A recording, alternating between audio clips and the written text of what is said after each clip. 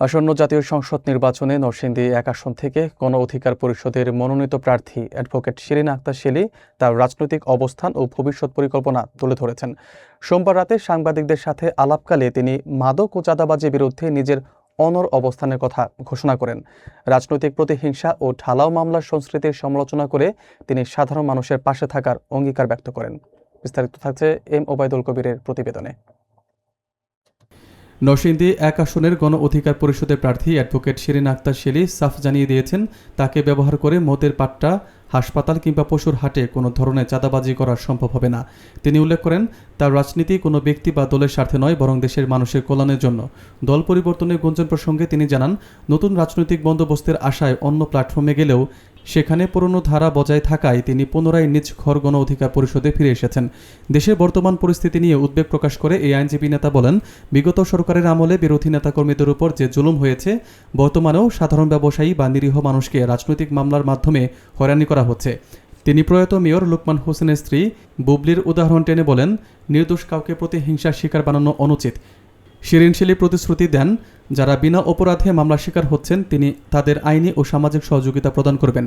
বিজয়ী হলে নরসিংদীতে ব্যাপক হারে নারী উদ্যোক্তা তৈরি এবং নারীদের অর্থনৈতিক মুক্তির লক্ষ্যে কাজ করার পরিকল্পনাও তুলে ধরেন তিনি। এ সময় জেলা ও অঙ্গ সংগঠনের বিভিন্ন পর্যায়ে নেতৃবৃন্দ উপস্থিত ছিলেন। বিগত 17 বছর ফ্যাসিবাদ সরকারের আমলে যখন কেউ কথা বলতে পারেনি, রাজপথে নামতে পারিনি, তখনও কিন্তু আমি কথা বলেছি। দীর্ঘদিন যাবৎ আমি নারীদের নিয়ে কাজ করেছি। নারীদের অর্থনৈতিক মুক্তিটা মানে দরকার। শুধু স্বামীর উপরে বা অন্য একজন পুরুষের উপরে মনে করেন যে সে নির্ভরশীল না হয়ে সে যদি মনে করেন নিজের পায়ে দাঁড়ায়, নারী উদ্যোক্তা কিভাবে বানানো যায় বা নারীরা নির্যাতিত হওয়ার আগেই কিভাবে তারা নির্যাতিত যেন হতে না পারে, সেই বিষয়ে আমি অনেক সচেতনতামূলক মানে ওদের নিয়ে বিভিন্ন সেমিনার করতে চাই। গণ অধিকার পরিষদের প্রতিষ্ঠা লগ্ন থেকেই আমি কিন্তু সেখানে যুক্ত হই এবং মানে রাজনীতি প্ল্যাটফর্মে তখন আমার মানে রাজনীতির পথ চলা শুরু। এনসিপির অধিকাংশ নেতাই হচ্ছে গণ অধিকার থেকে আসা। হ্যাঁ, তখন আমরা বিভাজন হয়েছিলাম, পরবর্তীতে আমাদের কিন্তু আবার সবাই ব্যাক করেছে। এনসিপিতে যারা রাজনীতি করছে তারা সেই পুরাতন বন্দোবস্ত নিয়েই আছে। হ্যাঁ, নতুন কিছু আমরা আসলে যেটা আশা করেছিলাম যে 5 তারিখের পরে আমরা নতুন কিছু পাবো, মানে জাতি নতুন কিছু দেখবে বা নতুন কিছু আসা, পরে আমি দেখলাম যে না, তাদের এখানে আসলে আমার কাজ করার কোনো জায়গা নেই। যার কারণে আমি আমার দলে আবার ফিরে গেছি, কারণ ওইখানে আমার কাজ করার পরিধি আছে, ওইখানে আমার সম্মান আছে। আমি কিন্তু আন্দোলন সংগ্রাম করেছি কোনো দলের জন্য না, কোনো ব্যক্তির জন্য না, আমি সংগ্রাম করেছি দেশের জন্য, দেশের মানুষের জন্য। অতএব আমাকে দিয়ে মদের পাট্টায় চাঁদাবাজি করানো যাবে না, আমাকে দিয়ে কোনো হাসপাতালের চাঁদাবাজি করানো যাবে না। আমাকে কি মারে নাই? ইতিহাসের পাতায় কি আমার নাম লেখা আছে? এই জন্য আমি বলি যে ইতিহাস কিন্তু মুছে যায় না, ইতিহাসের পট কখনো পরিবর্তন হয় না, ইতিহাস বিকৃত হয়। ইতিহাস কিন্তু হয়তো ধামাচাপা থাকে, কিন্তু সত্যি ইতিহাস একসময় ঠিকই জাগ্রত হয়। 17 বছর বিএনপি জামাত যেভাবে মামলা খেয়েছে বা ফ্যাসিবাদ সরকার তাদের উপরে যেভাবে মামলা হামলা দিয়ে তাদের জীবনটাকে কিন্তু ধ্বংস করে দিয়েছে। এমনও দেখা গেছে যে কিছু ব্যবসায়িক ক্ষেত্রে একটা আওয়ামী লীগের সাথে একটা ছবি তুলেছে বা কোনো অনুষ্ঠানে তাদের সাথে একটা ছবি উঠেছে, এখন ওই ছবির মানে ছবি দেখিয়ে তাদের আওয়ামী লীগ ট্যাগ দিয়ে একটার উপর একটা মামলা দিয়ে তাদের আটক করে রেখেছে। তো তাদেরও কিন্তু একটা ক্ষোভ হচ্ছে। আমি যদি নির্বাচিত হয়ে আসার পরে যারা আসলে নিরীহ, যাদের এখন আওয়ামী লীগের ট্যাগ লাগাচ্ছে, হ্যাঁ, আমি অবশ্যই তাদের নিয়ে মানে তাদের উপরে আমার একটা সুদৃষ্টি থাকবে। যেমন আমাদের এখানে জনপ্রিয় মেয়র যে ছিল লোকমান হোসেন, তো লোকমান হোসেন যখন আততায়ীর হাতে মৃত্যুবরণ করেন, তার ওয়াইফ কিন্তু আসলে তখন রাজনীতিতে ছিল না। তার ওয়াইফকে দেখা গেছে তৎকালীন সরকার হয়তো পুরস্কৃত করেছে যে সংরক্ষিত আসনে তাকে দিয়েছে, কিন্তু আমার জানা মতে আমি বুবলিকে কখনো দেখি নাই যে সে কারো উপরে কোনো অত্যাচার করেছে, হামলা করেছে। তাকেও কিন্তু এই আওয়ামী লীগের ট্যাগ দিয়ে তাকে বিস্ফোরক মামলায় দিয়ে কিন্তু জেল হাজতে রাখে।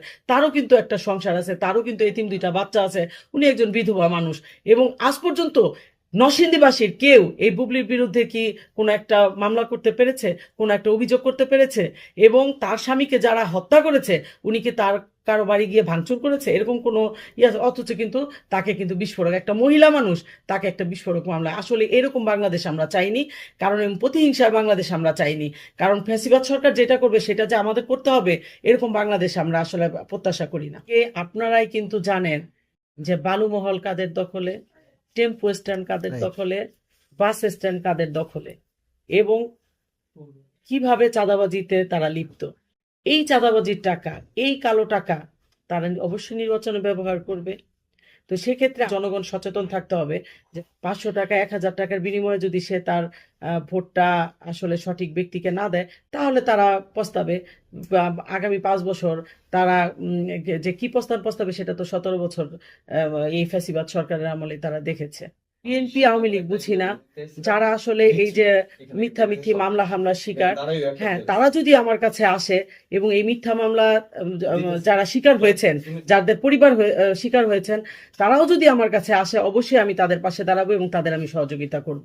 সারা বাংলাদেশের যখন খারাপ অবস্থা ছিল, তখন কিন্তু আমি জনগণের পাশে ছিলাম এবং রাজপথে ছিলাম। অবশ্যই আমাকে জনগণের পাশে পাবেন।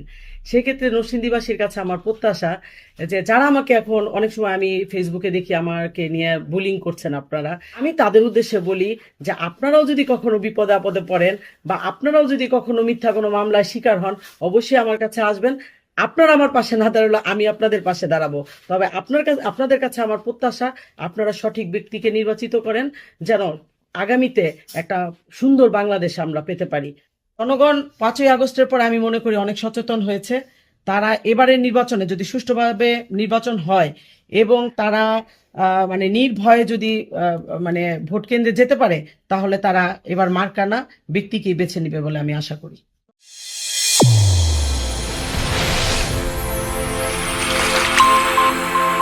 চ্যানেল A1 হৃদয়ের স্পন্দন।